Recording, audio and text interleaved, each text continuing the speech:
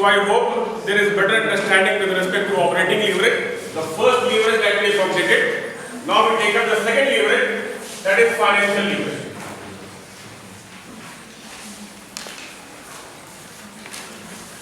See, the concept remains the same. Whether you talk about the operating leverage or whether you talk about the financial leverage. In operating leverage, the major role was played by fixed cost.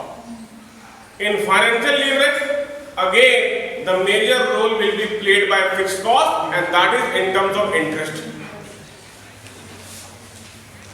And in financial leverage, we already said that we are trying to draw a relationship between EBIT and EPS. That means with the equation itself we said percentage change in what?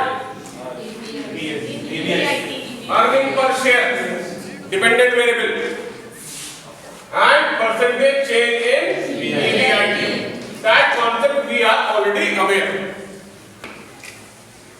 Okay. We take the same example as we have taken in terms of operating leverage. In the same problem, what we have done? We have arrived as EBIT. EBIT was, we can say as how much? It was the EBIT as 2000. In first case, EBIT was 2000. In second case, EBIT was 3200. Suppose we take interest as 0. Interest as 0. Then profit before tax, it will come to as 2000, and here it will come to as 2300.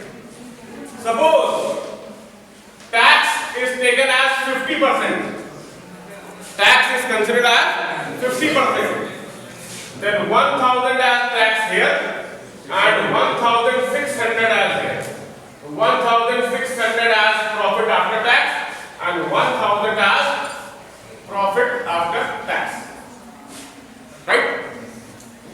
In this example, we consider that the funds available, funds are of rupees 5000. 5000 की हमारे पास capital है and having 500 shares of rupees 10 each. That makes 500. And debt, that means debt financing is 0. Debt financing is 0. Means company is having the EBIT. The company is having the EBIT of 2000 and 3200 because the sale was 1000 and 1400. In that respect itself, we have taken about the problem of operating leverage itself, and fund is there. Now, earning per share. Earning per share, we can say as 1000 divided by number of shares 500. It is coming to as 2. And here 1600 divided by 500. How much? How much? So here we were discussing the calculation about the EPS. And the 500 shares are having 2 and 3.2. That is earning per share. From 2000 to 3200, the increase was 60%. 60% increase. From 2 to 3.2, the increase is 60%. 3 हो जाए, 2 का 3 हो गया तो 50% हो गया, 0.2 हो गया तो 60% हो गया.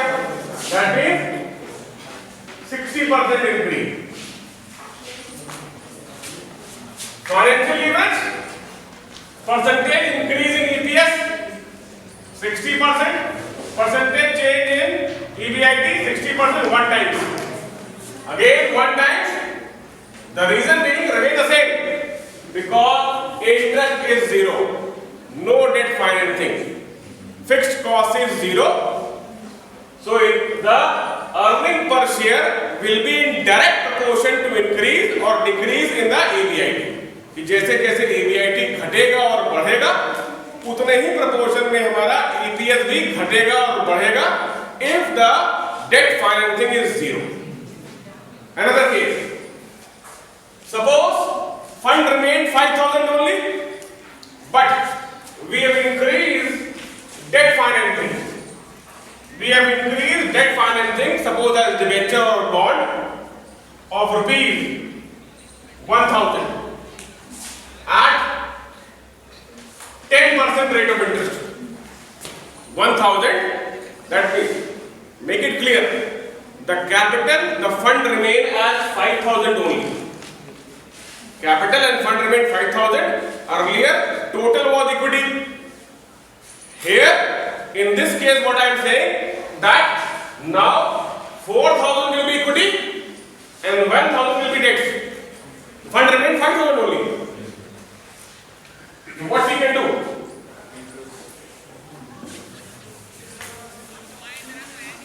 See, interest 10% of 1,000, 100.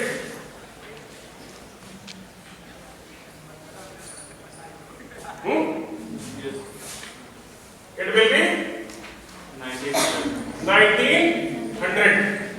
It will be 3,100. Tax is 50%. How much? 950. 950. And it will be 1,550. 1550. 1550. 950. Earning per share. 950 divided by 400 shares. 1,000 at debts. 1,000 debts. 4,000 share at the rate of 10%. 400. How much?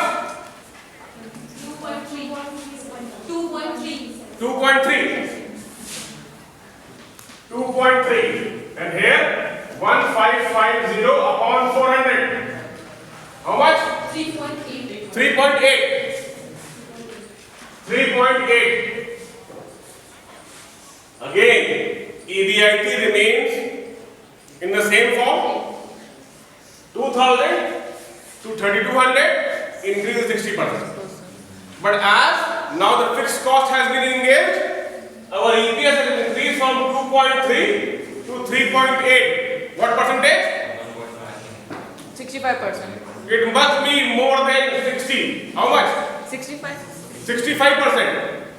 So approximately somebody says that it is coming as 65% increase. Means the simple theory what I am trying to draw. Simple theory like financial leverage. If you say financial leverage, that is 65 upon 60. It is more than 1 point something. Right? So again the theory remains the same as we have discussed in the operating leverage. That whenever the fixed cost will be 0, or we can say whenever the interest will be 0, financial leverage will be always 1. But as we engage the debt financing, in our financial structure or capital structure, then financial leverage will always be greater than 1. Degree also you can calculate, that is DFL. Here the role is being played by, we can say as interest in between EBIT and PBT. So it will be EBIT upon PBT. EBIT is 2,000 and PBT is 1,900. How much? 1.05. 1.05. 05. Yes, sir. 1.05. Right. And here EBIT is 3,200 and PBT is 1,550. See, the degree of financial leverage. the degree of financial leverage, we can say that here, when we try to calculate the DFL, it is, in this case, it is 1.05.